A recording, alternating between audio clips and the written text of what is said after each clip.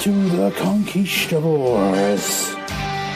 Tonight, a team of 4 strives to survive against the WWF Survivor Series 1995. Welcome the team of Geordie Allen Milburn, The Anvil Cameron Phillips, Ewan the Axe Taylor, and Phil P.S. Doyle.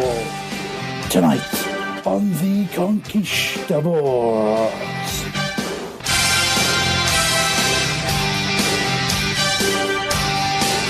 Welcome once again to the Conquistabores. Huzzah! Conquistabores. Conquistabores. I like to say it in that kind of Spanish. That's much better. Conquistabores. Conquistabores. You know, I Hola. might have to clean my screen after the Conquistabores. Oh, Jesus. God. We'll carry on going in Spanish then. Conquistabores. Hello. Je m'appelle Bill. Oh dear. Spanish, yeah? Is that Spanish? Sure. Yeah, it's cool. It's cool. Hello, yes, it's the Conquistabores. Me llamo, that was Spanish. I did Spanish at school. Hello, Geordie Al. Hello. Me llamo Alan. Right. Hello, This Cameron. off to a weird start. Yeah, that's got a bit Weird, huh? weird. I'm just shocked that Alan knows Spanish. I've known the guy nearly a decade and this has never occurred. Have you ever asked him? I thought Al's Spanish would be like una cerveza. That's Spanish. That's Spanish. How are we all? The Conquistabores. Very good. We bien. Keep on going. Is Al going to do the whole podcast in Spanish? I hope he does. He's got his gimmick. He's got to go with it, hasn't he? You got to live the gimmick. Pretty much. Jordi Juan.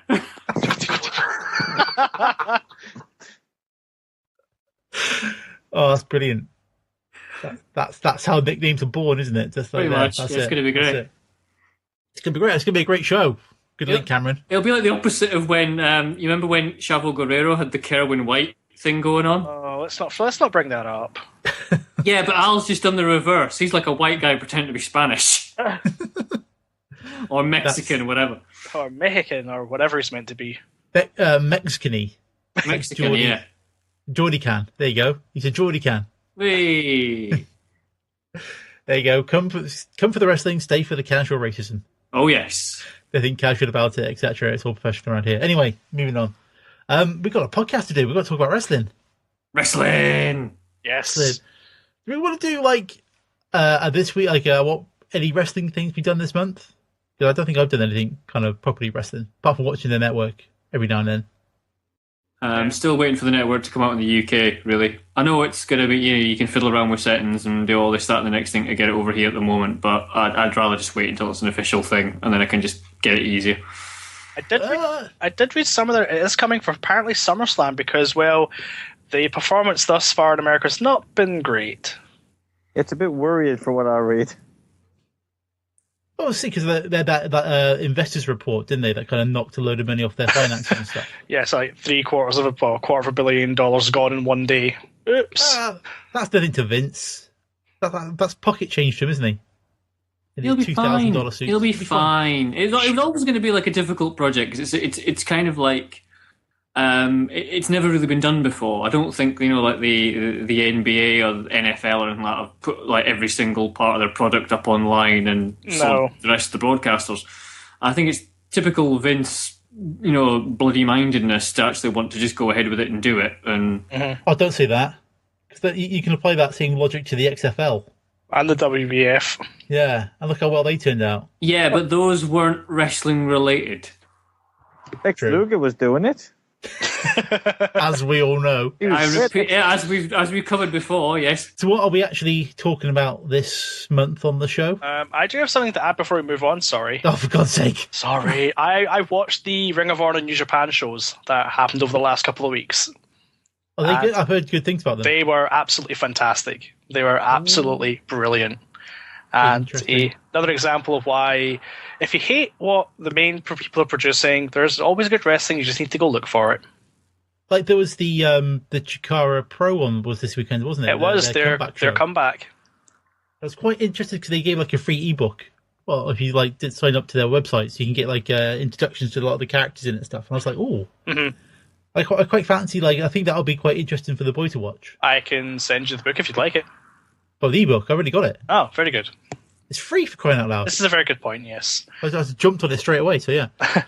The highlight of the New Japan shows was watching Kevin Steen and Shinsuke Nakamura try and kill each other.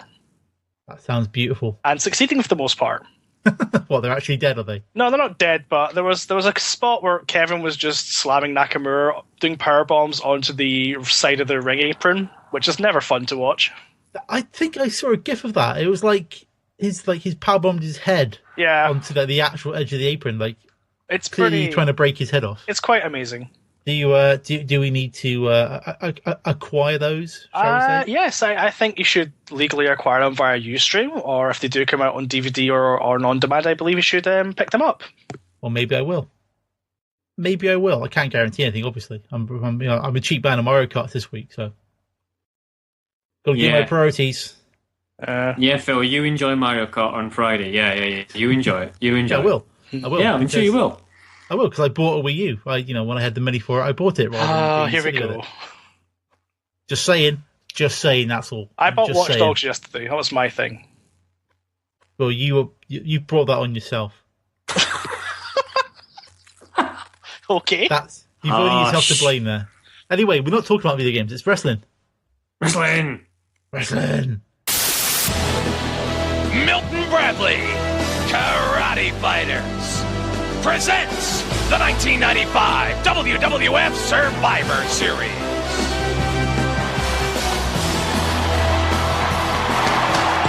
Welcome everyone to suburban Washington, D.C. Welcome to the U.S. Air Arena. Welcome to the 1995 WWF Survivor Series. Hello everyone. Yes, welcome. I'm Vince McMahon along with Jim Ross, and how about it, Mr. Perfect, the one and only Mr. Perfect. I guess that makes this the perfect Survivor Series. I suppose it does. We have Mr. Perfect, Mr. President's here. Who else is here? And Mr. Backlund has been campaigning, but the big question is, who will survive right here tonight? As we discussed last week, this week we're doing SummerSlam 1995. No, we're not. We're doing Survivor Series 1995. Oh, yeah. All right, boys, you're right. So Survivor Series 95, because you can remember stuff. Yeah, because we've all done Survivor Series 95, so if you're about to tell me that it's SummerSlam 95, I'm going to really have a panic. Well, no, it is Survivor Series because 95. I have watched the wrong pay-per-view. No, it's definitely Survivor Series 95. I messed up like I do with... At least I didn't mess up your names this week. This is true, yeah. But you have only really just Owl. Small mercies and all that. So just as a bit of a background to this one, this was the culmination of Diesel's year as the champion of the WWF. The previous WrestleMania, he got the belt after he beat Backlund in 8 seconds. So it was the week after Survivor Series 94. Yeah, so the week after that, sorry. And he basically had like a year being the King of the Hill, leading up to this Survivor Series 95. And I mean, 95 is very much a transitionary period for the WWF. We kind of got the start of the Monday Night Wars kind of happened with, I think, was it Lex Luger did his transfer to Nitro? Yeah, Lex jumped and debuted in the opening edition of Nitro, and that kind of kicked off the whole thing. Yeah, that's like one of the opening salvos. And we've had Goldust debut early on in the same year, as well as Triple H, I think, debuted a couple of pay-per-views before this. So a lot of the pieces of the Attitude Era are kind of falling into place, but they're still not quite there product-wise, as we will get to, no doubt, in the show. Oh, yes. Yes. So we'll just crack on with it. We'll crack on with the show, crack on with the card. Let's crack on with the card. Let's go. So it starts a cold opening with the return of Mr. Perfect.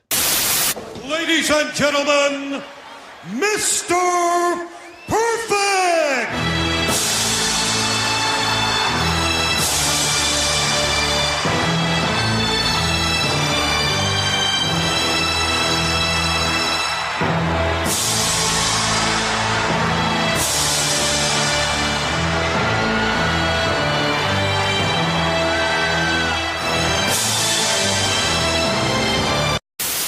Yeah, he just sort of walks out to the ring with no introduction or anything. It's just sort of, here's Mr. Perfect. And everyone's like, we like this guy.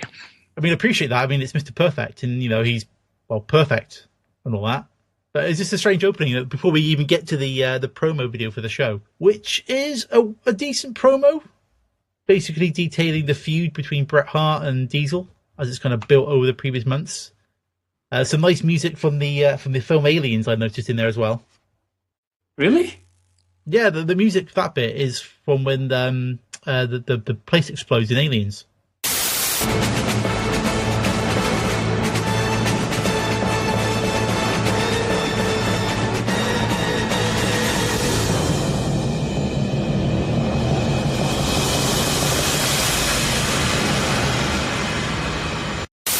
Never noticed that. Yeah, totally is. Totally never noticed that. It's where they're taking off, where they rescue them. The bishop comes back on the shuttle at the end, I think. Is that right? That's completely right, Al. You're completely correct. Is there any reason for it being the song from Aliens? Is that any? It just sounds It might be an exact song. It might be a very close rip-off to it. Well, Right. because I think it was pretty much the same soundtrack was used in Star Trek 2, The Wrath of Khan, and the guy basically, James Horner, recycled the whole soundtrack for Aliens. You watch the two films back to back; it's an almost identical soundtrack. Right. Okay. Yeah, little factoid there for you folks. Also, a Little factoid. little bit of Aliens made it in the Die Hard as well, but Oh Jesus. The promo video really kind of puts over Diesel, and they kind of put over the fact like they say he's the leader of the new generation. The leader of the new generation. Big Daddy Cool Diesel, the only man in World Wrestling Federation history to win all 3 titles in 1 year. They were really trying to get Diesel across as this fantastic sort of world champion and major, sort of not even rising stars, kind of king of the hill, and try to make Bret Hart into sort of second place again. Yeah. We'll probably talk a little bit later on about what people genuinely thought about Diesel's title reign, because I think it's genuinely considered a bit of a flop. Yeah, I think I was going to ask the question: is it a flop because of Diesel or a flop because of where wrestling was at that time? Ooh. Bit of both. It's it might be a little bit of both, but I think there's a line in that promo video which kind of sums up to him. He's talking about the WWF title, and he says like, "The title to me, Bret Hart, it's dear to me as well." I've got something you want, but it's dear to me too. And it's like, it's dear to me. That doesn't sound like a good promo line. I don't imagine like Macho Man saying the title's dear to me. it means it's going to cost him a lot of money if he loses it. That's true. Is this not the first time also that you know how Kevin Nash has a reputation for just being a money grabber, basically? Yeah. Is there not a part in this promo where he kind of says, you know, because the whole thing seems to be built on the fact that Bret Hart needs to basically knock him out quickly. Yeah. Because the longer the match goes on, Diesel's going to try and knock Bret Hart out quickly. But the longer the match wears on, because Diesel's bigger, Diesel's going to get knackered and Bret Hart can win it on that score because Bret Hart's got the stamina. But and there's a line by the hour. Yeah, exactly. I don't get paid by the hour. It's like on the first time that the Diesel thing is all about money. Yeah, he's like, I'm here to break stuff, and he's quite aggressive. But they kind of push it as being like an actual proper fight, don't they? Like it seems like the build up to a boxing match rather than a wrestling bout. Oh, yeah, it's a good build. It's a fantastic build, and it's you probably when we started doing this podcast, you kind of look back at how they used to do the old stuff, and you kind of miss elements of it. You're like, I miss elements of building up fights like that for title matches. There's also no Vince McMahon over the intro. I swear to God, it's like a person doing a really bad Vince McMahon impression at the end. It's not actually Vince just kind of screaming the bouts at you like in the previous shows we've done, which I kind of miss that. Yeah, I kind of miss that too. Actually, although he's on commentary in this pay-per-view, it's not the same with not having him run through the car at the start. Let's talk about that booth. We've got Vince is in the booth, Mr. Perfect and Jim Ross, which is a strange combination because you've got obviously Vince is doing the play-by-play and Mr. Perfect's doing the heel kind of role, and Jim Ross is just there, just kind of trying to make jokes. Jim Ross kind of does the serious stuff though. I know, that's right. He's normally the play-by-play guy, but here he's kind of doing colour as well as doing kind of semi-serious stuff. It's kind of a weird mix of people in there. I've heard a rumour of why he might have been there for the night. Surely because Vince McMahon couldn't be bothered to learn the Japanese women's names. And that's pretty much why he was there. We'll get to that. I was going to raise that exact point. But into the first match. We're into the first match of the... I think this... I always felt like the Survivor Series before this, there weren't kind of many traditional Survivor Series matches, but this has got them stacked up and down the card. It was the clowns. Don't even. We're not. We'll get to that at some point. But no. But this, we start off with the first two teams. We've got on the first team the underdog team, as they're called, because they're all underdogs. Why would you call your team that? I don't know. Well, it's a team of Marty Jannetty, Sparky Plug, Hakushi, and Barry Horowitz. The Jolly Jobbers. That's what they should have been called. And they're up against a team of one of the Body Donners. Is it Skip for the Body Donners? Skip from the Body Donners, yeah. Dr. Tom Pritchard from the Heavenly Bodies, the 1-2-3 Kid, and Rad Radford. Who? Radford. Radford. Louis Spicoli, is that how you pronounce it? Yeah, Louis Spicoli. I believe he was dead within 3 years from this pay-per-view. Probably. I don't know that much about him. I have to admit that one. I had to literally check on Wikipedia. I was like, who is this guy? And I think he did some work here, a bit of ECW, and then he dies of a drugs overdose. He was a jobber for many years, a proper jobber for many years on Raw as well. Yeah, but he looked quite good in the ring. You know, we'll get into the match, in a minute. But I thought he was actually quite good. Because at this point, it's heel 1-2-3 Kid who's sided with the evil Ted DiBiase. Which is why we get Razor Ramon coming out at the start of the ring, or trying to start a Rumble all by himself. Yep. Some kind of reason. I maybe thought, right, this opening match, there's no star power. Let's just get Razor just to walk down the ramp, just to kind of get the crowd on their feet, because we got nothing in the ring. He does get the biggest pop in that first 5 minutes. Yeah. He does. I mean, the match kind of like, you haven't got the best group of people in there. I mean, they're all good workers. Oh, yeah. It's a tricky combination of people. Can I just say it could be worse? Yeah. Could have been a lot worse. No, because originally the 1-2-3 Kid wasn't even in the match. It was John Pierre Lafitte that was on that team. Jeez. Oh, dear. And the rumor is apparently he refused to job to Kevin Nash in Quebec, somewhere in Canada. Yeah. And that got him against the click. And then a month later he was gone. What a surprise. And on the other team of the Jolly Jobbers, you could have had Avatar. Oh my god. Actually, I would have preferred that match because just for sheer sick comedy value. Well, apparently Avatar debuted on Raw like the week before, and was so bad they decided to pull him from the Survivor Series. Oh man. That is not bad. I remember the name Avatar, but I can't remember what the hell he looked like. Hold on. He looks similar to Al Snow, actually. Yeah. Oh yeah. I remember. Yeah. He's kind of like if Sub-Zero from Mortal Kombat decided to go out in the town for the night. Isn't that your man is that Glacier from WCW? No. Because he was like Sub-Zero as well, wasn't he? Yeah, he was like proper. The whole like thing for Glacier in WCW was a video game fighting character. That's what his whole thing was. But speaking of sick jokes and sick comedy, Barry Horowitz's mullet. It's a good one. It's fantastic. The haircuts from all the pay-per-views and the episodes we've seen so far. We should have a league table for pay-per-views and for haircuts. I think Barry Horowitz's mullet probably comes in second. Almost, it's behind the pudding bowl haircut of that referee for in WrestleMania 8. Oh god. Yeah. It's a great one. And also we've got just a quick reference, Sparky Plug, obviously before Bob Holly hits the proper steroids. I mean, works out to bulk up a little bit. Yeah, eats a lot more chicken. Yes. But he proper bulks up in the intervening kind of 3-4 years, doesn't he? Yep. To go from where he is there. Yeah, I think a lot of them do. Triple H being a main example of eating more chicken.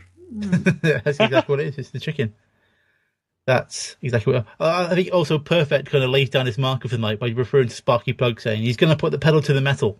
Holly, whether it's on the racetrack or in the squared circle, he will definitely take a chance. He's really got the pedal to the metal, doesn't he? He certainly does. It's like, oh, really? Perfect. You're just going to do that doing puns based around people's names? It is looking that way, yeah. Yeah. Also, Hakushi. Anybody remember him? Yes. Yeah. Hakushi was brilliant. The crowd love him in this match. Oh, he was amazing. He's like, he had like the proper cool entrance with like, he looks like Raiden out of Mortal Kombat, speaking of Mortal Kombat. Well, the tattoos will work really well. Yeah. And he's got the whole tattoo thing going on, but I used to really like Hakushi. There's a match he has around about this time with Bret Hart. and I think it's on Bret Hart's DVD box set, and it is brilliant. Well, I genuinely thought they- he was a good wrestler. The crowd really popped for him during the match when he comes into the ring. Yeah. Like, they're genuinely waiting for him, which is quite cool. Although Vince McMahon refers to him as a modern-day kamikaze. Wait a minute. Wait a minute. Here we go. Hakushi. Look at that. A modern-day kamikaze. Hakushi now winding up Radford.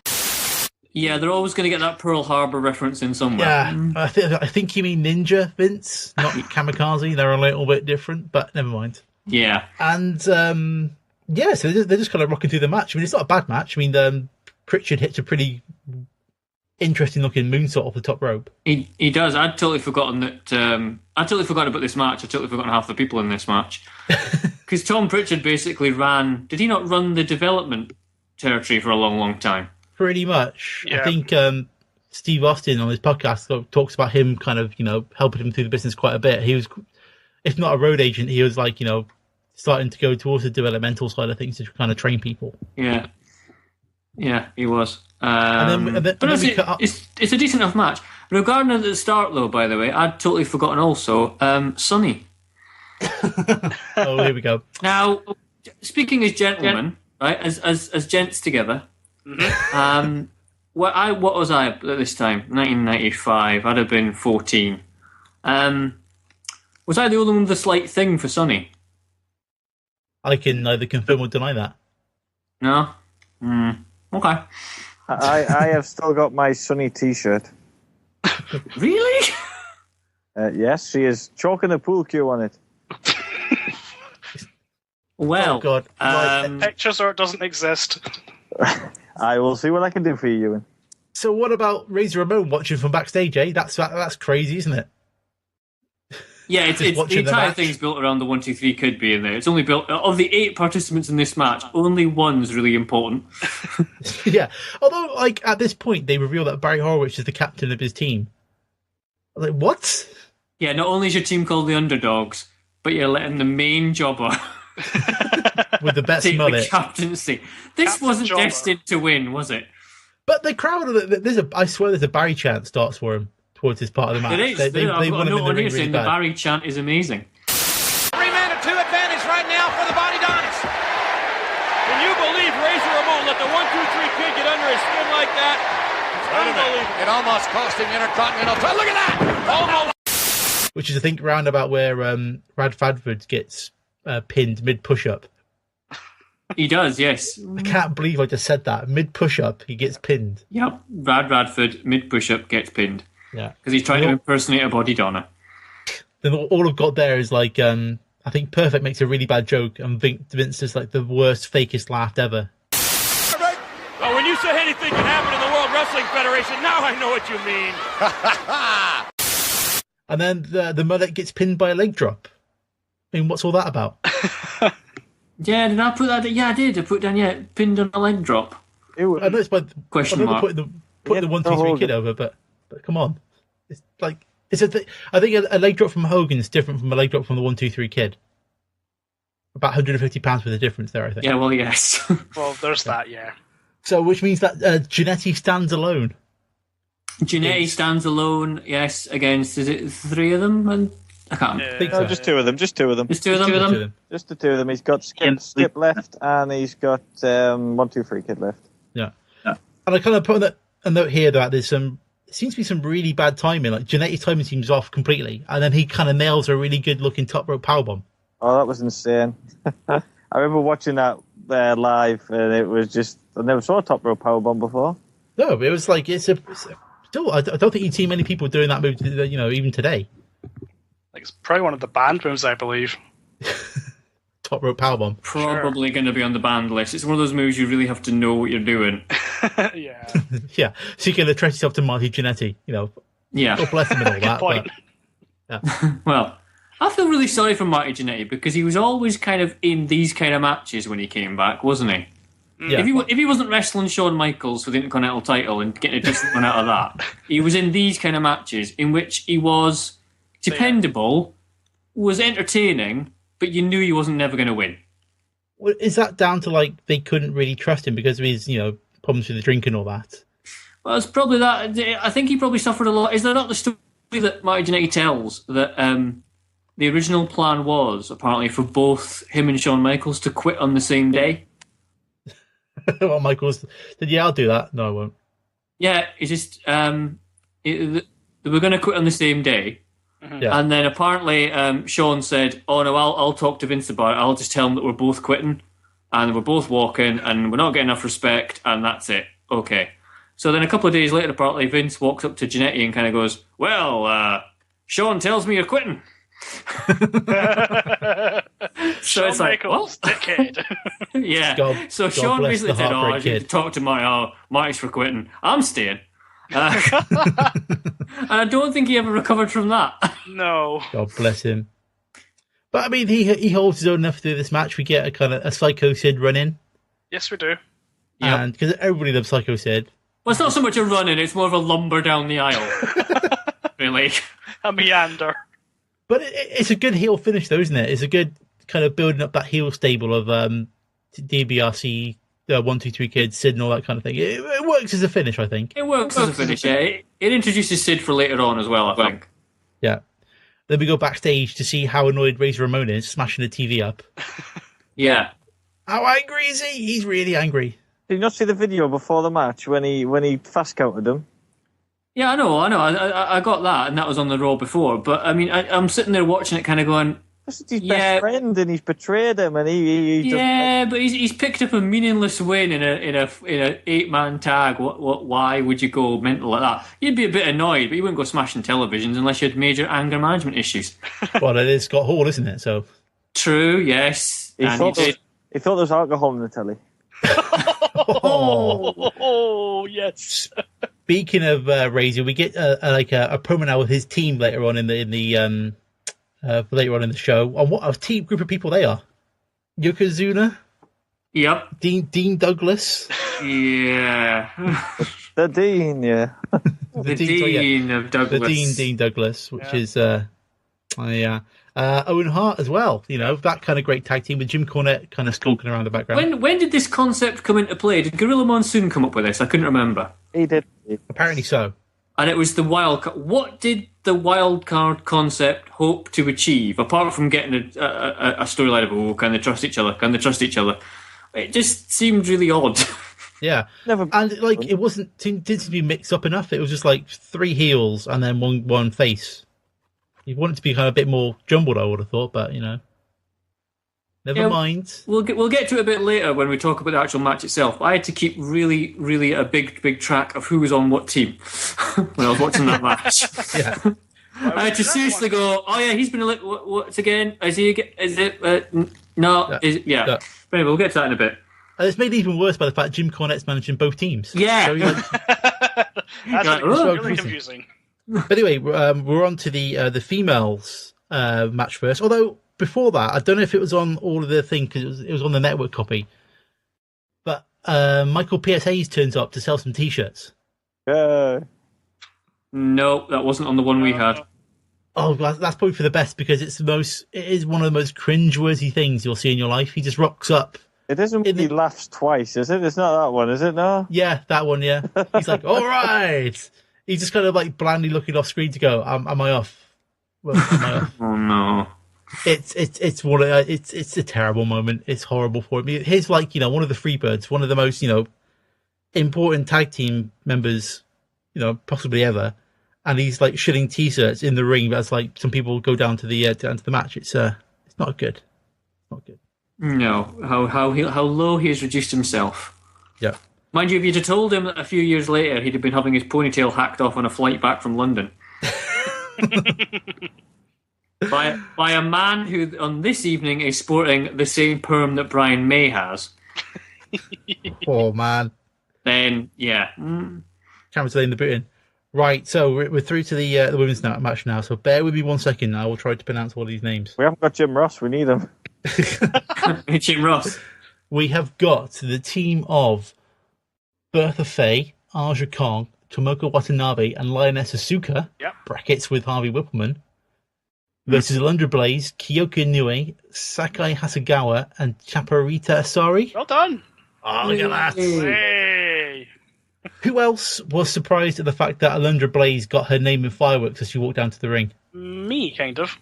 Because we haven't got a Titantron, we just got fireworks, and they seem to spend the entire budget on the Alundra Blaze's name. Yeah, it was a bit. It's one of those things you have to remember that you're a few years before the Titantron came in as a big thing, and this was like an impressive entrance back in 1995. Yeah, but then she comes out and she holds the belt up in the most stupid-looking way possible. She's like holding it like a purse. This stupid little pink belt. Just kind of like, I've got a belt. Well, it doesn't really matter because she's not defending it at all in this match, is she? No, not at all. But does anybody know where this match came from? Because, this might just be me, but it sticks out on the card a little bit. Yeah, but was there not that period of time where they genuinely had no challengers for Alundra Blaze at all? Bertha Faye? This question. Of course you can. I believe the whole point of the match was to get over the... I don't know. I won't spoil it in case we build this away. But the whole thing was to get over the lady at the end, so they could have a match at the Rumble. I think that was the entire point of it. I mean, that kind of makes sense. But where does everybody else come from? They just flew them in. They've never wrestled before or again, as far as I know. They literally just flew them in because they didn't have enough women to make 8 on it. So they flew them in for Japan just to make up the numbers. Just decided to fly a whole bunch of Joshi wrestling talent. That probably wasn't cheap. Just for a throwaway match second on a card. It seems weird. If you're going to use them to build up to something, fair enough. But they just kind of brought in. Jim Ross is there because he knows their names and their moves, which is quite handy. Yeah. That's about it. I mean, but it's quite a weird little match because, the crowd seem quite quiet. And then I think it's Lioness Asuka kills somebody with a spinning heel kick. Yes. Literally kills somebody in the ring. And the crowd kind of go, oh, hello. Yeah, they are a bit rough, like. They're very much working the strong style that is, favoured in Japan. Yeah, indeed. But it's like somebody tags in, they do like a big spot, and then they get pinned. And then you kind of you rattle through most of the teams in that way. They seem to kind of come in to do like one big spot. I mean, somebody does the is it the Sky Twister Press that Jim Ross knows the name of straight away? And look at that! Oh my goodness! That's the Sky Twister Press by Chuck Rita. Sorry. It's the one who's dressed like a rainbow. I don't know what her name was. Yeah, dressed like a Power Ranger. I've got here Asuka pretty much fights straight out of a massive aerial move, which is probably what you're talking about, before being pinned by a German suplex. It makes which I thought sense. was like, what? And then, you mentioned that they're throwing out some brutal-looking suplexes, though. Yes. Yeah. There was a released German early in the match. I think it was Linus that threw it. It's kind of like, what are you doing? You're a minute into the match. You're going to kill somebody. Also, I've written down as well that we see a glimpse of the Spanish announcers as well. We do. I've just put down, I wish I could speak Spanish. Who the hell are these people? I needed Al with me. I needed Juan. Jordi Juan. But then, it gets down to, I think it's 3-on-1 versus Alundra Blaze. Yeah. But there's these weird spots that I think the ref keeps doing these miscounts. Like somebody gets pinned because he counts to 3 when he shouldn't have done. Off the pile drivers, a pile driver knocking around. And then, like I say, Bertha Faye gets pinned with a really bad looking suplex. Because she's ginormously fat. No, she's no. She is impressively built. Sorry, she's... Well, it was very difficult to hit a German suplex on her, I'll tell you that much. Well, yeah. And to do a bridge as well. Yeah, it was a very sort of collapsed-looking bridge. Oh, man. A bridge over troubled water, you might say. Oh. So it comes down to, as Al alluded to, the person they're trying to put over in the show, Aja Kong, and she nails Alundra Blaze with a spinning fist hit right in the mush. Yeah. Which, again, it's quite a stiff, brutal-looking hit. And she gets the pin, she wins with some rubbish music. It's the Orient Express's music. Is that who it is? Yeah. Yeah. Oh, my God. That was... So that was a match. Have you noticed, though, during the commentary on this, once again, getting back to Mr. Perfect, he basically veers completely into sexism in this point in the pay-per-view. Because I've written down here, sexist Mr. Perfect, they should be all at home cooking and cleaning, is apparently what he says, or something like that at one stage. Oh, dear. And then whenever you can tell, you get to the point where Vince obviously wants to tell him, shut the hell up, that's a bit over the line. Uh-huh. But Vince's line, in order to put this across live on air, is to say, I don't think so. And I believe they're very impressed with your presence, Mr. Perfect. Oh, my goodness. They're saying you can have the one in the white, I'll take the one in the red. I don't think so, no. I think you could probably take away the bit from bit sexist. Yeah, it's completely sexist, yeah. He keeps saying, like, I bet their old man's not back late from the bar, eh? Hey, Vince, eh? I remember that. Yeah. Big Bertha. Pride and joy of Harvey Whippleman. Yeah, one of the butt sisters. I don't think so. It's a weird match. It is a bit weird to have, and it's just, like you said, there's no real sort of WWF build for it. It's all just outside from Japan, imported in. It's trying to build a feud between the London Blaze and Aja Kong, but it's just kind of like, doesn't really get a feud. They just like have a bit of a match and one of them loses. There's no kind of like bite to it, but you know. And then we need an Al bit for this, by the way. We need an Alan bit for this. What a fact. I've got. I've written down here, at one point in the commentary, Perfect maintains that this is the first women's match in Survivor Series history. Oh, well, that's the fact I was going to give, but Survivor Series 87 had the women. That's what Jim Ross counters with, yes. Incidentally, again, they hired a few women just for that match. Really? Yeah, I think it wasn't as many because he had a bigger roster, but I think certainly two they hired in just for that match. So, yeah. But another interesting fact, Aja Kong pinned every member of the opposing team, and that's the only time that's happened. Ooh. Really? Yep. Good Survivor Series fact there. Oh, there you go. Yeah. So then after that, we're into the next match. Oh, no, we're not. We're into the presidential sprint. No, this isn't what it's not going where I think it's going, is it? It's going ideally where you think it's going, Al. Oh, I hated Todd Pettingill. I hated it when it was live, and I still hate it to this day. I can't believe it. Sitting with Mr. President. I know you're a big fan of the World Wrestling Federation, sir. It must feel good for you to be here tonight. Yes, it is, Todd. It's very, very exciting. I'll tell you, I'm enjoying this beyond your belief. Now, let me ask you, sir. You hear the music? I know you're a fan. Bam Bam Bigelow. How do you feel about him? Well, I've been watching Bam Bam since he was a little boy growing up playing with pebbles, you know. I love them all. We watch them every Saturday. Fred, Barney, Wilma. You're talking about the Flintstones. Absolutely, yes, sir. I mean, really? Todd Pettingill with a Bill Clinton impersonator? Oh, and now you've told me it's an impersonator. That's even ruined it even more for me. Did you have to? There's no way you thought that was real. Look, you stop spoiling the joke, Cameron. Just go with it. It's shocking. But I think the worst thing is that as they're kind of doing their bit, like Bam Bam Bigelow comes to the ring, doesn't even get an intro because they focus on Todd Pettingill and the fake Clinton. It's just it's stuff like this I really hate when they bang on about how welcome to this pay-per-view Survivor Series, whatever. We're being screened in 95 countries worldwide and blah blah blah, and then they do this, which is obviously Vince's little Republican fantasy. In a and it's like, world. Yeah, it's like this only appeals to one guy really, and it's Vince. And probably in one country, and yeah, that one guy is the owner of this company. Yeah. It's like, this is 5 minutes, and to make matters worse, he comes back later on. They get a good joke out of it when Bam Bam's fireworks go off and the Secret Service guys run in. That's a good joke, isn't it? That's good. Saying it's good is maybe pushing it a wee bit. Mm-hmm. So we finally get to the Bam Bam Goldust match. Although I noticed Goldust's intro so long his music plays twice.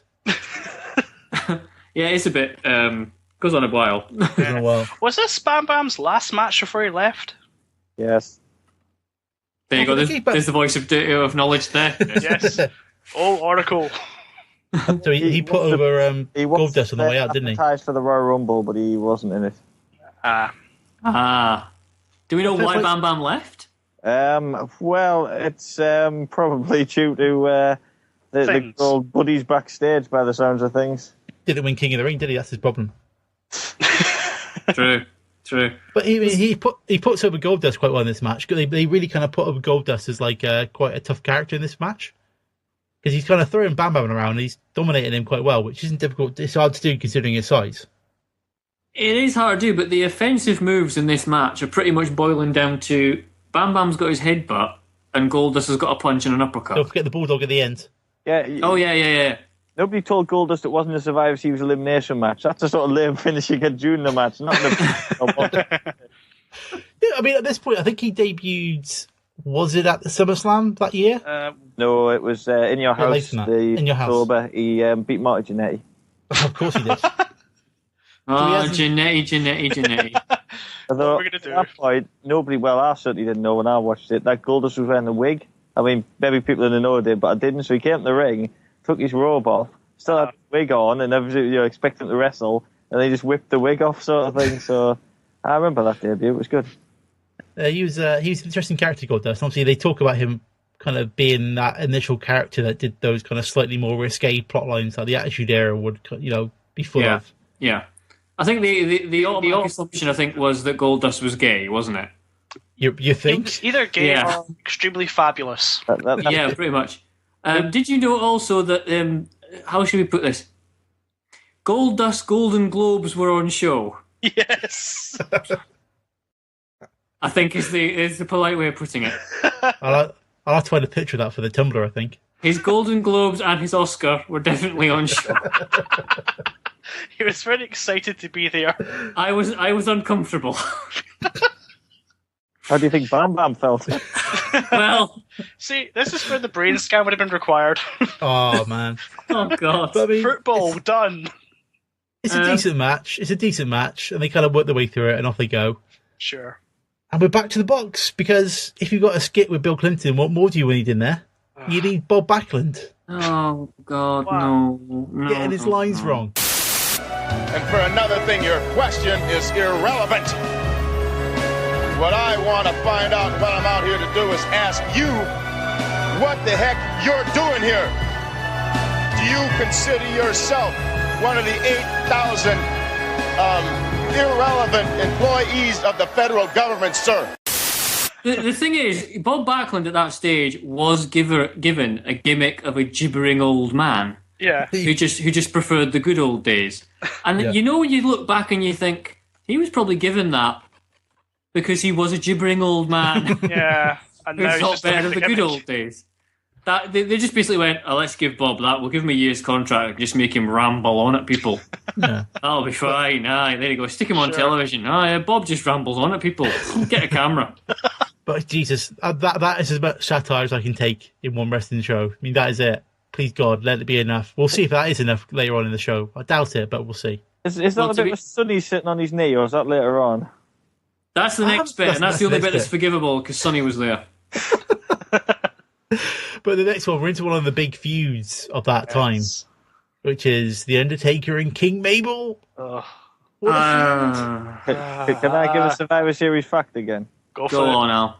Well, apparently, I remember as a kid, I might be wrong, but as a kid, this was advertised as one-on-one originally. And then there must Right. have been Survivor Series. So we'll just dig up any shit we've got left over to team with The Undertaker. Yeah, because okay, let's go through the teams, right? So Sure. you've got King Mabel, team with Joe the King Lawler, fair enough. Isaac Yankem, his royal dentist, fair enough. And Hunter Hearst Helmsley. I mean, that makes sense as a team. Sure. Yeah, because That they're makes all sense. royal or royally linked somehow. Yeah, that makes sense. So That's fine. on the Undertaker's team, you've got The Undertaker, Savio Vega, Question mark. Fatu, and Henry Godwin. Yeah. How like, see, when I think of The Undertaker, you know, and I think of people with the team The Undertaker, I don't think of a pig farmer. I don't think of those names. No, unless It's they've like- got some really kinky dark side we don't know about. Well, they all have Undertaker t-shirts. That's clear from the podcast, from the show. You know, they're all wearing their Undertaker t-shirts when they come out there. And it's just like that's the best team you could get with The Undertaker. That's it. It is obviously, and it's the way they're called the dark side as well. It's like, Yeah. at what point do you have a demonic pig farmer? Oh, Timothy Pullard as well. Isn't the Dark Side a bad name for them? Oh, Oh, close to the bone. It's just been politically correct, that's all. It's quite annoying because obviously, you know, Jerry Lawler on the other team comes out with kind of great promo to start the match. Let me just say a word or two to you commoners, you lowlifes, you peons. Do you realize this is your opportunity to be in the presence of royalty? So you know, you've got the makings of like a good match with like, you know, a good team there. It's just like the other side's like such a complete letdown. What's he? Although more baffling to me. Why do none of them get eliminated? I mean, why? Yeah. Why not have Undertaker at the end on his own? Wouldn't that have looked better? That would have made well more sense. Nothing about this match makes sense. I mean, did those guys carrying in Mabel? Do they do that every week? For the sake of their chiropractor, I would hope not. Well, they carry him everywhere. After the event's finished, they carry him back to his hotel and then carry him down to the airport in the morning. They're just implied, yeah. And I think it's about now, like, one of my favourite lines from Vince comes out. He talks about the when Mabel injured Undertaker's face, and he describes it as an unfortunate face crushing. Specifically, of course, the Undertaker, and since that unfortunate, I guess you'd call it face crushing of the Undertaker, everyone has wondered, what's he going to look like? And unfortunate, because you do get those fortunate ones, obviously. Yeah, exactly. Sure. Exactly. And I noticed, like, the Darksiders are doing a bit too much dancing for my taste.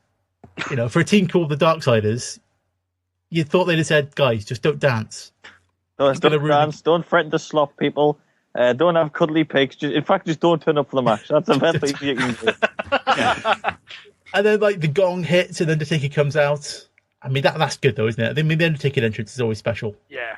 Oh, they pop like crazy for those bells, like, as they always do. And I think the big mystery about his entrance was, what's the face going to be like? And I think Undertaker's, over the years, has been really, really lucky in the fact that his gimmick could easily kind of bend round these problems.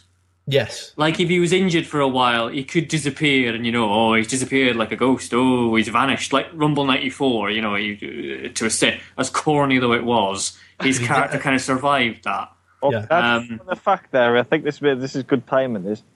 Do you know who was the guy ascended to the rafters? Go then. Marty Jannetty.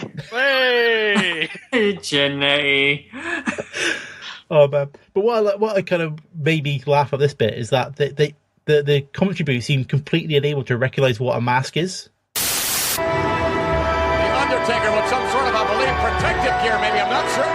The Undertaker with some sort of is that some sort of adhesion on his face? What is that thing? What's that kid? What? I don't know, but some sort of form-fitting. The face of death is what it is. What's that on his face? There's an adhesion to his face. Like, no, it's a mask, bitch. He's wearing a mask. Protective mask. Yeah. Like, what is that on his face? Well, it's a mask. It seems to have been made to look like a kind of skull thing. It's better than, we talked about Virgil's mask when he was in WrestleMania 8. Yeah, which was like a medical number. Yeah, this is a proper mask. This has been, like, molded out of rubber and stuff. Continuing the Mortal Kombat theme, Shao Kahn. True. That mask's on No Mercy, the mask made. Yeah, you can buy it from the No Mercy shop on the N64. Nice. There you go. I've also noted down at this point, I believe it might be one of the first ones, but Jim Ross says business just picked up. Oh, here comes Yeah, business just picked up. It might be one of his first ones. Can't guarantee that, but... Was that when Henry Godwin got in the ring? Yes. where you have the cerebral assassin taken down by a pig farmer. Yeah, that's pretty embarrassing. Oh, God. And like the only other thing kind of written down is like we talked about when Rikishi turned up in the last was it not King of the Ring? When did he turn up? When the last one we talked about when Rikishi turned up, we were like, we turned up as the Head Shrinkers, didn't he? He was in the Head Shrinkers. Yeah. And like you see with this match again, I kind of wonder why did he bulk up so much? Was it literally just to replace Yokozuna as the really big guy on the roster? Because when he's kind of like this size in this match, he's quite good. I don't think they would have sat in front of him though when Yokozuna, took time out and had to leave. I don't think they would have sat in front of him and went, "Well, here's a big bowl of rice. Just eat this." we need a big guy quickly. Yeah. Hey, he's called Fatu. That works. Thank you. And you also see as well, obviously Isaac Yankem is the future Kane. Yes. And you can kind of see, like, even though it's a terrible gimmick, you can see, like, he's a really good worker. You can kind of see his quality in the match when he kind of gets in there. Glenn Jacobs, I think, is the ideal example of even rubbish gimmicks, a succession of them cannot keep a decent wrestler down. Correct. If you Well, at your it's a heart are a good performer and you put the hours in and you work a crowd, you will eventually get there. Yeah. But let's not forget, he was the Christmas monster in Smoky Mountain Wrestling. He was Isaac Yankem DDS. He was also the fake... Was he the fake Diesel? When Kevin Nash left? Listen, the chances were not kind to Glenn Jacobs got put before through the ringer, 1997 came round. He got absolutely put through the ringer with his gimmicks. He so did. But even when he was Kane, they still lumbered with all the crap with Katie Vick and whatever else. Oh, let's not bring that up. I also written about this point. I believe Mr. Perfect refers to Hunter as Triple H. Come on, Triple H, tag out! Come on, Triple H! I was like, what? That's too soon. But then my favourite bit of the match, they finally, after what seems like half an hour, tag in the Undertaker. And everybody refuses the tag. Everyone clears the ring. Mabel won't tag whoever's in the ring. I think it's Jerry Lawler's the first guy. Yeah, I've written that down. There's a brilliant bit where Jerry Lawler just basically walks over his corner and all three of them don't want to tag him. He just jumps straight down. Mabel's too fat to jump down off the apron, so he just turns his back. So that's a great spot. And then you basically just got the Undertaker just wiping out the entire rest of that team, including his brother as well. You know, he takes him out quite quickly. Yeah, surprisingly enough. And then, we finally get to the glamour match of Mabel versus The Undertaker. And Mabel, the king of the ring, runs like a little chicken girly girl. Well, he pins Triple H quite impressively with a chokeslam from the outside. That's quite good. Right over the top rope, bang, down he goes. And then we get like a bit of slot bucket action with Godwin and stuff. That's what I would pay me money for. But do you think at this point they kind of realise that making Mabel King of the Ring, they might have made the wrong choice? Everyone except Vince. Probably. Because it really kind of like, this doesn't really put Mabel over that well, running away from the Undertaker like a big chicken. Oh, he's got a casket match to look forward to at the next pay-per-view. Oh, that's true. But they still can't recognise the mask. Even though you kind of get a good shot of his face, they're still like, they're kind of go, what is it? What is it? Oh, it's a thing. Oh my god, it's... Did they were trying to put across that Vince actually thought it was like Undertaker's actual skull had just swollen through his skin or something? Burst through his face.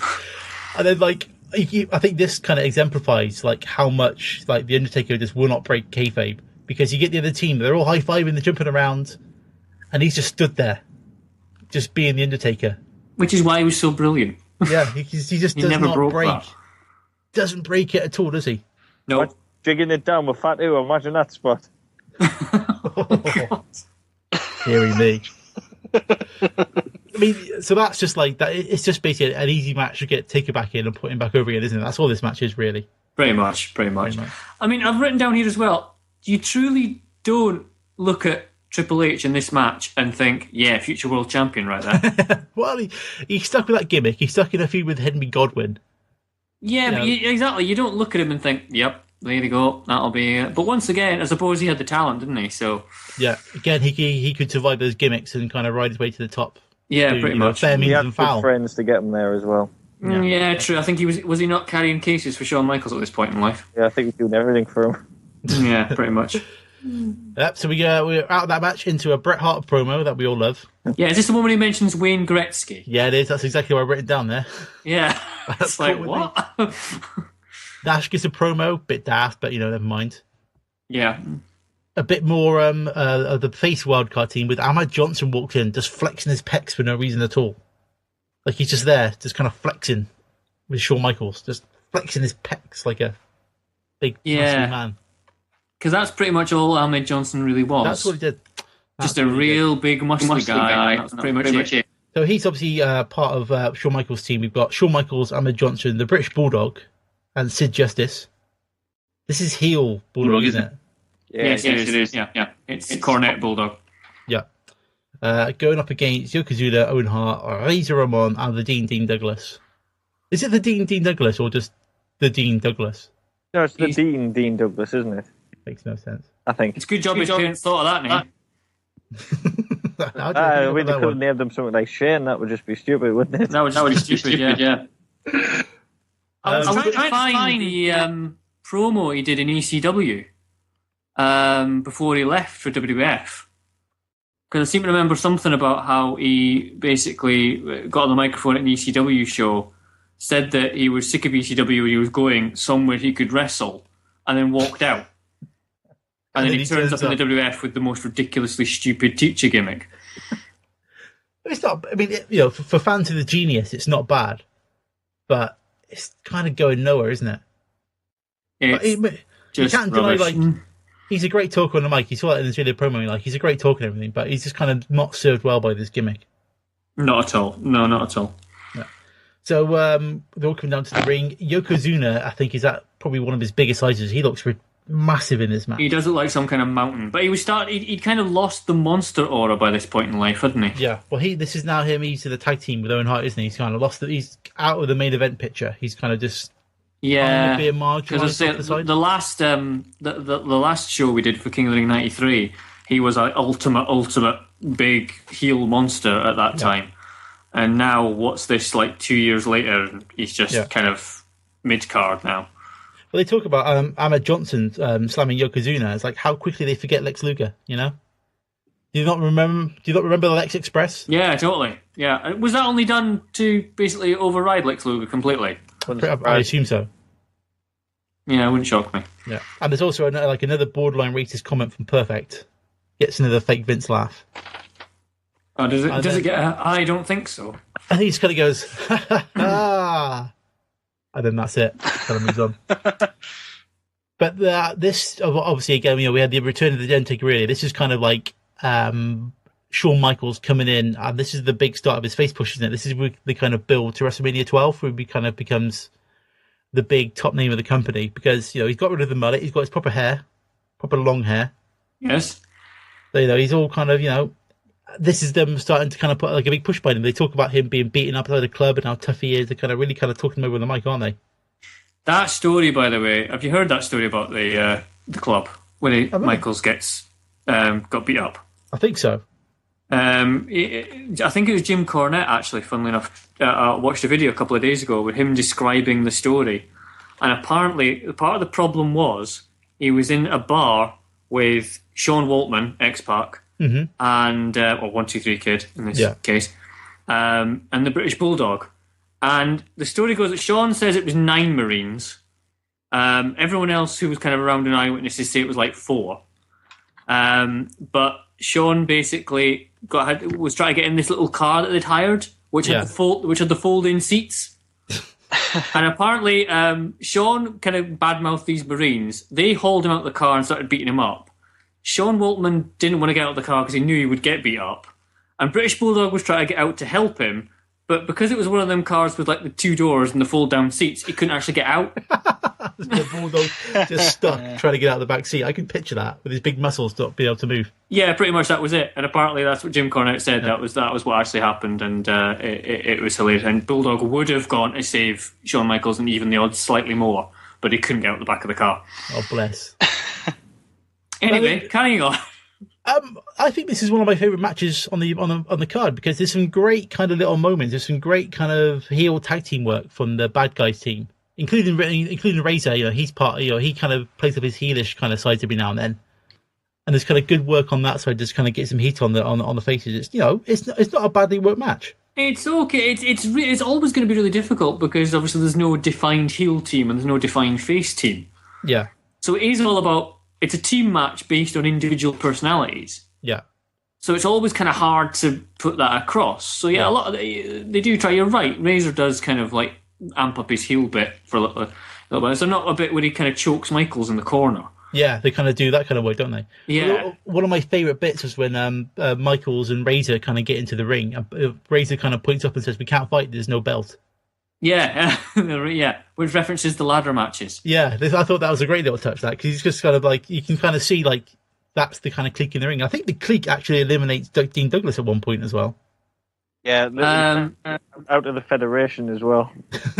Yeah, pretty much. Another one that they didn't like, so went. Yeah. So out we went. Yep. Have you seen on the back of Dean Douglas's wrestling tunic, by the way, the exclamation mark? I think I completely kind of blanked that from my mind. It's just this massive exclamation mark on his back. Like he's the Riddler, but not quite. No, He's excited. what it reminded me of was it's just like it looks like the explanation about you getting Metal Gear Solid. I was about to say that. Did he come down to the ring in a cardboard box? Yeah. That would have been perfect. There's just this box shuffling to ringside. Yeah. Then it just jumps out to place the sound effect. Perfect. Vince just on commentary going, wow, I don't know how we got in the ring. We didn't see I him. didn't see it. It's just, although I've got written down as well, Sid does his one-handed choke slam, still looks good. Yes. It's a good-looking choke slam. And It's then not bad. Sid gets pinned in a really weird spot with a bulldog. Like, I think it's, again, like, the timing seems off through quite a few of the matches. And there's like a kind of weird leg drop and he gets pinned and then we're just kind of like, is he out? Oh, yeah, he is then. Yeah, it's that kind of, was that a mistake? Yeah. Oh, sure. I've got it written down here. Razor takes a Sid choke slam, holds Razor for Michaels. Obvious happens and he gets sweet chin music. Bulldog manages to leg drop Sid. Sid eliminated by Razor. Yeah. It makes no sense. Yeah. It does look a little bit awkward, yeah. Yeah. As an ending. Yeah. Sid comes down, distracts 1-2-3 Kid because that feud's got to carry on, as we all know. Got to carry on relentless. And that leaves like the heel team left as being Yokozuna. Which seems an odd choice to leave as the kind of guy you're expecting to kind of carry the rest of the match. Is Owen Hart not still there at this point? No, I think he's he's been gone. eliminated. Because Ahmed Johnson pins him with a Pill River plunge, I remember that. Yeah. And then Razor Ramon gets done with a power slam, doesn't he? I think Bulldog finishes him off. And then Sid power bombs Michaels before he leaves. Just because. And that leads up to the whole Michaels collapse angle. I was going to say, is this not... They do mention that he's fighting Owen on the next night on Raw. Is that the one where he collapsed? Yeah, he collapses, yeah. Which was pretty convincing for the time. Mm. Wasn't bad. I know a lot of people who actually thought that was real. Yeah, I know our friend Cameron Lisa, when she read that happened, actually didn't watch anything till somebody sent the tape just so she could witness it herself and cry. Oh, bless. Oh. Yeah. It was her I was thinking, actually, when I said I know people that have watched that and believe it was real. So I think the match ends with Ahmed Johnson being put over as the winner. Yep, and the only time he's probably ever put over, ever. Oh, bless him. Because he was a strange person to kind of be put over, because he was kind of essentially personality-less. Pretty much. He did he not have a lot of heat backstage? A lot of people said he was really difficult to work with, and he just kept... He was very clumsy, apparently. Yeah, you can kind of see why. It doesn't look to be the smoothest worker in the ring, does he? No, not really. But anyway, it's time to get this wrestling out of the way. It's back to the presidential box. Oh, God. No. All I've written down at this point is popcorn and cleavage. Jay, would you like your popcorn here? Excuse me, I'm sorry. Yeah, you're pretty good at this. You think you might be available for a cabinet position? Oh, Mr. President. That's what it pretty much should be summed up as.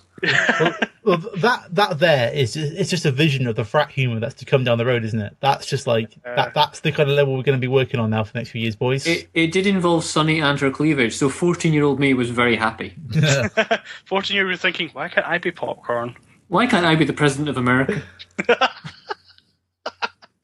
Why can't I impersonate the President of America? So then we get another Hitman Bret Hart promo, the third one of the night. This contains, I don't know if anyone else has written this down, this contains one of Bret's greatest ever quotations as far as a promo goes. Go for it. Shit, right. Bret Hart, I'm like a Timex watch. I take a licking, but I keep on ticking. Beautiful. The one thing about the Hitman is that the Hitman, sort of like a Timex watch, I take a licking, but I keep on ticking. What the hell was he talking about? I'll give the line 4 out of 10. But I mean, like, Diesel's not like he's not the best promo giver in the world, is he? Diesel is, I'm a large man, I'm going to kill you. Yeah, I mean that's fair enough. But when he kind of tries to go around that, I think he sometimes thinks he's cleverer than he actually is. Really? Yeah, because I was like, I was watching, I can't remember, one of the shows on WWE Network, and they kind of showed him when he first came into WCW as like himself. This is where the big boys play, huh? Look at the adjective, play. We ain't here to play. why are you referring to adjectives and grammar in a wrestling promo? But that's the kind. He thinks it's coming across as like a really kind of clever line, but it's just like you're just making it too complicated. Just when he's sticking to stuff like I don't get paid by the hour. I'm just here to beat people up. That's good. I like that. But when he kind of goes beyond that, nah. And so into the match with Bret Hart. It's Bret Hart's terrible music. The worst version of his music. Oh yeah, I never noticed that. Yeah. It's his newer music, isn't it? I cannot stand that music at all. I can't even remember the difference, really. I'm trying to think now.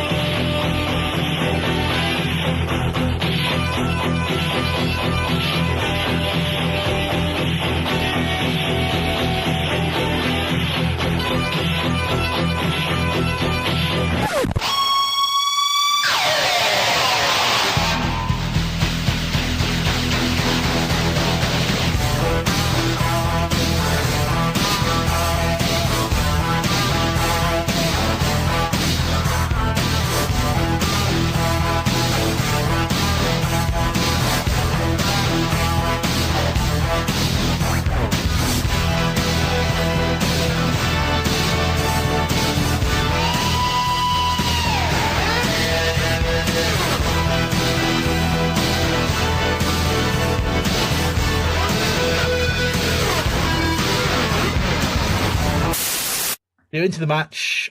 Diesel's got bad music as well, actually. That's not very good. But he gets a lot of fireworks, though. Obviously, this and the London Blazes where they're spending their firework budget for the night. Yeah, I'm spending it on pyro, yes. Yeah. And straight away, turnbuckles off. Yep. Not tops off, turnbuckles off. It's turnbuckles off, at least 2 of the 4, yes. Yeah. Hardcore, I've written this like hardcore, underline, full stop. We should probably mention this is a no DQ match as well. Yeah, because this is because they've had 2 matches that have gone to no finishes. Yeah. So this is there's got to be a winner of this match. That's the whole thing, isn't it? There's got to be a winner. One of them's got to win. Let's kind of get this feud over and done with. And then we just kind of get basically Diesel beating up Bret Hart for about half an hour or so. Pretty much. It's kind of it kind of revolves around the fact that as I said before, it's kind of like Bret kind of has the advantage if the match goes on long enough, and Diesel's just trying to basically batter Bret to death within the first 5-10 minutes, and then win that way. But I think it kind of turns the table once Bret starts working on the knee. Yeah, and the bit with the mic cord. Yeah, because there's a big spot where Bret Hart ties him to the ring post with a microphone cord. So I think at one point I've got written down, Diesel versus a knot. Who will win? ? Yes. And it's I think they're kind of playing over a bit, slightly more sneaky Bret Hart, and cause he's got to do that to win the match. They kind of put him over as he will find a way to win, even if he has to tie somebody to a ring post. Yeah, exactly, and he's biting and gouging and all that kind of stuff. Using proper heel stuff to actually win the match. It is properly, a cool setting as far as no DQ goes. Yeah, but I did kind of note that this match seems to be the kind of prototype for how the Attitude main event matches would go in the future. That kind of they're throwing out there's a lot of action outside of the ring. There's all kind of spots in the ring with hardcore action and stuff. It kind of feels like this is kind of the prototype for how the WWF matches would go further down to the Attitude Era. Well, as in the hardcore stuff. Yeah. This is kind of I can see what you mean by that. Yeah, definitely. It is a blueprint or prototype of that. Because we also get towards the end of the match the table shot. Yes. Which I remember watching this live, and I was like, I don't think I've ever been shocked by most things in wrestling like I was when that happened. I was like, that took me completely by surprise. It looks really bad now, though. It doesn't look like a good table shot, does it? No, because you notice that the table is just like a standard table. It's not like the one they've got nowadays with like the cover on it and the monitors on it and all this kind of stuff. It's just a standard wooden table, which obviously I'm not trying to take away from this spot. I mean, obviously at the time it was pretty big, but it was kind of like, okay, looking back, I'd imagined that Brett had been in my because I couldn't remember the end of the match. I had it in my head, I seem to have had this recollection of Diesel actually jackknifing him through this full announce table. And it wasn't. He just kind of falls off the turnbuckle and knocks him off that, and then he goes through it that way. It's kind of the same spot when we did, was it King of the Ring, where Perfect fires him off into the ringside barrier. Yeah. It's essentially the same spot. It's like a slingshot, but this time he goes through the middle of the Spanish announcers table. Which, I mean, if you think of like a main event match in the WWF from like the late 90s without someone going through a table, so without someone going through an announcer's table, there's very few matches on there without somebody going through an announcer's table. During the Action Era, it was very rare for the Spanish announce table to make it past halfway. Exactly, yeah. Very much. I have written down here, though, we are less than a year away from 1996 and Foley diving full force through it from height. I was about to mention that incident. Also, was it this or the year before that he did the infamous spot where he went head first through the table and looks absolutely brutal? I can't remember. I think it was on Raw. He basically gets knocked off the apron and he goes head first through the table and just everything just collapses onto him. It's like a fantastic visual. But obviously, compared to what happened next with the infamous spot, it was nothing. But at the time, you're kind of looking at it going, holy crap. Yeah. I think this counts as being the first table shot, doesn't it? This is the first one they did. Mm-hmm. I think it is one of them, yeah. It's the first kind of watershed moment as far as that's concerned, as far as like this out-of-the-ring brawl goes. Yeah. I mean, it certainly livens the match up. It's quite a plodding match, because, I mean, Diesel's not exactly he's not the lightest guy on his feet. It does tell a good story, though. It's sound from a psychological standpoint. Oh, yeah. It kind of goes over quite well. Then the ending as well, which is like, you've got Diesel over this kind of battered and bruised Bret Hart, who then sneakily pins him with a small package. Have you noticed how every single episode we've done, when Bret Hart wins, it's usually a counter of someone else's move? Yes. But I don't think they always, like, when Diesel gets pinned, they don't always sit up and do, like, a massive swear word right into the camera. No. Quite the same way that Diesel does. Not really, no. No, not really. Because he sits up and he unleashes some swear words. He does a bit for being a PG thing at the time. And the camera's like right on his face. There's no denying it. There's no denying what he said at that point. It's brilliant. No, I'm hoping, by the way, that Alan is still on the line here, because I heard a pop on his line about 5 minutes. I'm still here, don't worry. All right, because I thought you've got Bret Hart's book, Al. Yes, that's what have you reached the chapter, Al, which tells us that inevitably that Bret Hart laid all this out when it's all his idea? Well, are we sitting comfortably, sure, right? We are. Go for it. Apparently, Bret Hart did indeed lay the ending out. He wanted a match where he would go through the table and, in a heroic comeback and all the rest. And apparently in the build-up Survivor Series, Vince McMahon came up to him, told him he wants to put the belt back on him so he can drop it to Shawn at WrestleMania. It would look better than Diesel doing it. Yeah. And came up with this fantastic finish of, why don't we have you go through the table, Bret, at the end? Yeah. And apparently Bret's... Well, I guess he's grateful he remembered the idea, but he's not grateful that he took credit for it. But anyway, there was a brutal match, and Bret went through the table and all the rest of it. Anyway, after the match, apparently Diesel delivered 2 very sloppy and painful jackknife powerbombs. That knocked all the wind out of me. And then after that, apparently, he threw the belt on Bret Hart and went, "Don't forget who did you the fucking favour." God bless Kevin Nash. And apparently, that was the same guy who was sucking up to Bret Hart 2 years earlier. Another Bret Hart story. Well, the thing is, though, lovely. We're firmly into the clique, aren't we? The clique is firmly established by this point. The clique is in action. It raped John Pierre, Bam Bam Bigelow, and Dean Douglas in the same night, pretty much. They were all gone, you know. Such lovely metaphor, Al. Yeah, scripted. And because Diesel does deliver the power bombs, and then he looks right at the camera and goes, "I'm back," which I think I'm guessing is referring to heel Diesel. I'm assuming that, yeah. He's back, although he's like, I think he kind of goes into being more of an in-betweener character. I think he kind of ranks as being, before Stone Cold, that kind of heel who the fans really quite liked as well. That kind of in between guy. He kind of goes, kind of tweenerish effort. I think there's a promo afterwards. He kind of goes like, I don't care if you like me, don't care if you hate me. I'm just going to do my thing. I hated that promo. He went and interrupted a perfectly good Skip versus Savio Vega match on Raw. That promo.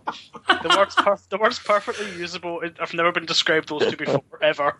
How dare he? How dare he? I was sitting down rooting for that match, and then he just comes up and something ruins rooting for it to end, there's a difference. And then we get a nice kind of promo video kind of wrapping up the nights, just kind of going back through all the video, a little highlight reel of all the nights. And the really uncomfortable ending looking at the commentary team as they look at Bret Hart being carried out the ring by referees. Yeah. I think that kind of sums up the pay-per-view. It's like a real kind of like strange ending that doesn't quite work. No, it set a few... I mean, you were trying to sort of set up... I'm trying to think what they would have went on to do after this. Your Survivor Series should always be really the start of your WrestleMania build-up. Yeah. And I suppose you would have led into the Iron Man match at WrestleMania 12 between Shawn and Bret Hart. Yeah. Sorry, just thinking about it there, I just had a mild micro sleep. Narcolepsy. Oh, jeez. And then you would have had Diesel Taker, wouldn't you? So I suppose you're kind of slowly building towards that. You're making Diesel sort of heel again. Yeah. And you are building up towards that. So from a point of view of that, it set the seeds for a lot of that, really. Yeah. So it's quite functional from that point of view. Yeah. The main event did tell a good story. It did have a set structure in that, obviously, Bret wanted to win, was going to win if the match was going to go on for a certain length of time. Diesel wanted to finish it quickly as the kind of street fighter that he was. And Bret worked in the knee, and that meant, you thought he was going to snap on the sharpshooter, but once again he snaps on the figure four. He's a tease, that's what he's a tease. Yeah, which happened, I say, last episode of King of the 93, was it not a similar thing? We thought he was going to go for the sharpshooter. Oh no, it's a figure four. Yeah, he slapped it on perfect, didn't he? Yeah. Yeah, exactly. So it just seems weird from that point of view. Yeah. I quite enjoyed it as far as the ending went, because I'm always a big believer in that there should be something at the end which changes the landscape of what's going to follow. Especially because Survivor Series is still like one of the big four pay-per-views, isn't it? That's you kind of like set the kind of temp poles of the year by those pay-per-views, I think. Oh, completely, yeah. So I think that this kind of closes off a few feuds, starts a few other ones. Mm-hmm. And it's just a kind of a strange up and down pay-per-view. I think you got some quality on there. And you get like an old lady Japanese match out of nowhere for some reason that no one's quite sure about. I thought the opener was fairly decent for being an opener. Yeah. The main event was good. I enjoyed it. I don't think it was as good as some of the Falls Count Anywhere brawls that Michaels and Kevin Nash would have later on. Yeah. Because they were brilliant. And I did quite like the wild card match, but I just wasn't quite sure what it was supposed to achieve with the wild card thing. Yeah, the wild card thing, they never really kind of quite utilised that to its potential, I think. It just kind of ended up being... Not really, no. There was no kind of major implosion. There was a couple of arguments along the way, and that was about it, really. You thought it would have been a good time to turn, Razor heel or something, by putting him that kind of group up. You could kind of understand it also if the wild card match had become a Survivor Series thing. I think they wanted it to be, but it vanished. Yeah, maybe just one of those aborted ideas. Maybe. Well, wasn't it after this, the traditional Survivor Series match became lesser and lesser on the card? I think this is the last kind of year it was all Survivor Series match. You'd still have the odd one, but it was just another show, but it still had the same kind of blow off effect. Yeah. Yeah. So our overall positive pay per view. Were you positive about it? In the middle. Yeah, thumbs in middle, kind of pointing up, I'd say. I liked it. I thought it was good. More importantly, where does it go on our scale? In the middle. Yeah, I would say better than King of the Ring, but not as good as WrestleMania. Yep, I'd agree with that. Yeah. Yeah. So it's the second best pay per view of all time, and as we saw. Yeah, as far as we're concerned, it's the second best pay per view of all time. Yeah. Yeah. So I think, like we said earlier in the podcast, this was the end of Diesel's kind of big year as being champion of the WWF. Yes. Did we like Diesel back then? Was he kind of I remember when he came into the Bodyguard and kind of started those initial matches with Michaels and stuff in the split. I quite liked him, but he seemed to kind of be quite samey as a wrestler. Oh, it was pretty dull, and I think Kevin Nash kind of deserves that reputation he has for being a lazy get. Yeah, I think Jim Cornette sums it up best. He gave Vince McMahon gave Jim Ross the job of training Glenn Jacobs to be Diesel. So he had to watch the tapes of Diesel and write down, and apparently Jim Cornette wrote down 5 moves, and one of them was swishing his hair back. Yes, I've heard that. but I suppose at the time they wanted to put a belt on a big man. He was probably the best big man they had, other than The Undertaker. Probably, yes. And for some reason, obviously... I mean, I would say, for some reason, Undertaker didn't really have the title as many times as you think he would have. Yeah. But he in the years of service he had. By that point, like, The Undertaker never really needed a title to be over, did he? No, he just had to come out. Yeah. I don't think it was so much that The Undertaker didn't really need a title to get over. I think it was more the fact that they were a bit unsure about attaching the world title to all the lightning bolts and thunder and bloody dead men and someone the lights going out and someone reappearing and all that kind of schlocky, fun stuff, but nonsense in the long term. I think people were quite a bit. You don't want to really put your world title on that. Your world title's for serious wrestling. Thinking about it, like he only cut.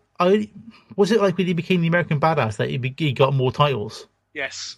He would have got... he got the title in Survivor Series 91, did he not? Yes, 91. 91. Won it again at WrestleMania 13. That was title reign number 2. Yeah. And I don't think he had it again. So that classic match with Hulk Hogan. Oh, God. True. He had like the undisputed belt, didn't he? He had the heavyweight belt. And I never know the difference between them, but yeah. So did he not have it during the Attitude Era with the Ministry? I don't think so. It was all Stone Cold at that point, wasn't it? Yeah, but was there not a match? Oh, there was a very brief title switch, a very brief one, where he won it off Austin, and he won it the night of Owen Hart's death, sadly. And then I think Austin won it back in July, in the First Blood match. Oh, that's the Fully Loaded show. Yeah. That was a Fully Loaded one. Yeah. Vince had to leave as a result of that. And then came back a month later. Shh. But spoilers. But like we said, the Undertaker was so popular, he never needed that belt to be. No, not really. Yeah. I know what you mean. Yeah. So yeah, it was an interesting pay-per-view. Not the best, not the worst. No, it was quite good. It was enjoyable, but not really a full pay-per-view. You don't look at that and think every match is amazing or at least good. There's a couple of duffers in there. Goldust Bam Bam's a bit of a duffer.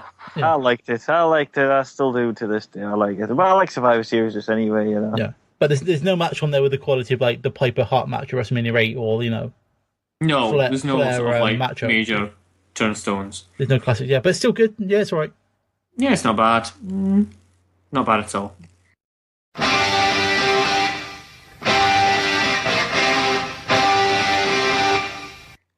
Do we know where we're heading next month?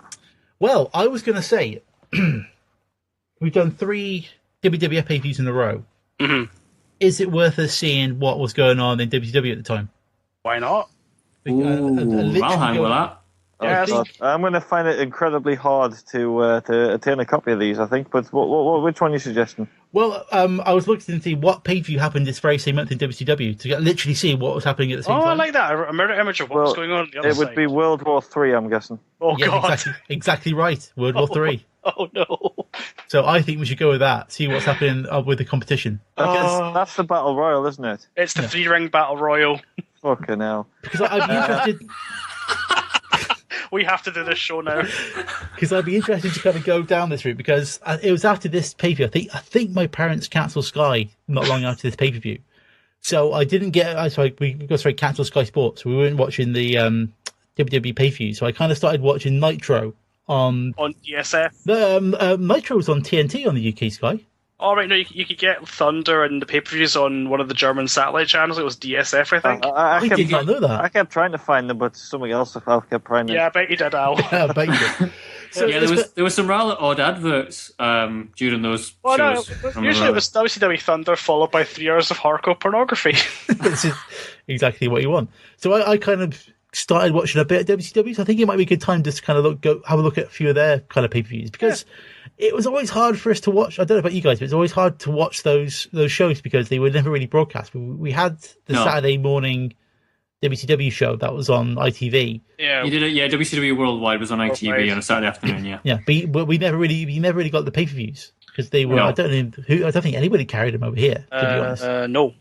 You would maybe get the odd tape come across, but you wouldn't get like the level of the pay-per-views like with WWF. So I think it might be good just to kind of do a few WCW pay-per-views to this era, just to kind of see where the land lies. Are we doing World War III 95 then? Yes. Yay. Yes, we are. Oh, holy man. Yay. Let's go. Let's do it. Let's go for that. I am reading the card as we speak. I won't give any spoilers away. We already gave a spoiler in your initial reaction. But I can't wait till the Big Boss Man versus Hacksaw Jim Duggan. Yes! Yeah. Oh man, this I gotta see. There's some crap in WCW we need to cover. Yeah, this is gonna be. I can't lie. It's gonna be rubbish, but it'll be enjoyable rubbish. It'll be funny. Rubbish. Oh, if we did Chamber of Horrors, I've got that one. We'll do that in the show after. We'll do that and then Chamber of Horrors, and we'll get proper. We have to do the triple cage match one, though. It's like a cage on top of a cage on top of a cage. No, we're not doing anything involving David Arquette. Oh, come on. That was in my contract when I signed on to do this show. No WrestleMania 9 and no David Arquette. But I'll only do WrestleMania 9 after it. No. I'm only doing WrestleMania 9, right? If there's a really good pay-per-view on before it and a really good pay-per-view after it. Is that it? Listen. When we start going through the matches of El Gigante, Cameron, we've got to do WrestleMania 9. Yeah? When we do Conquistabores, the El Gigante special. I think we should do a kind of look back. through the career of El Gigante / whatever his name, Giant Gonzalez.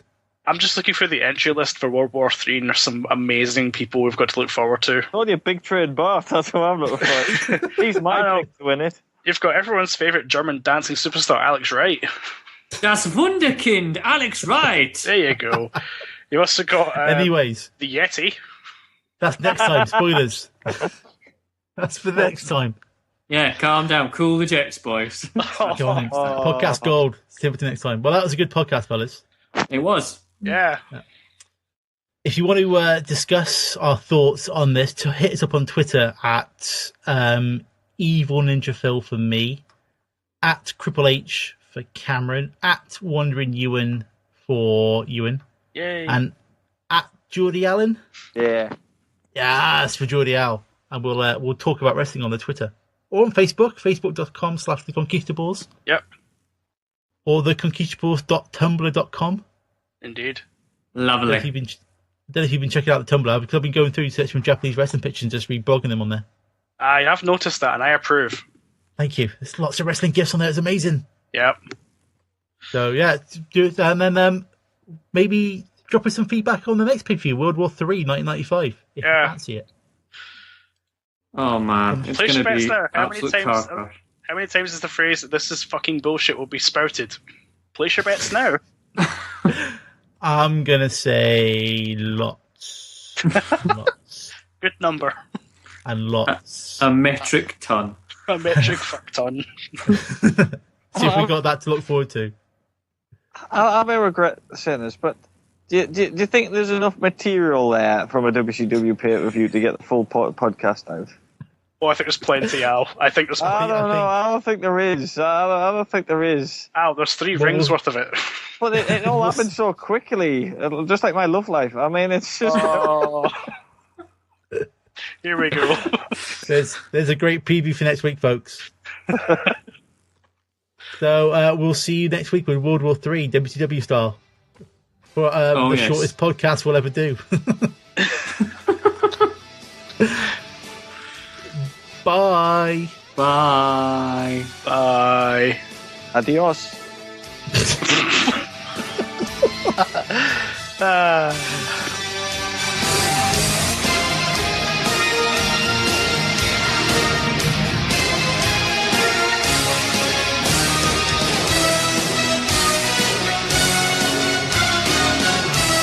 Ladies and gentlemen, The Conquistabores have left the building.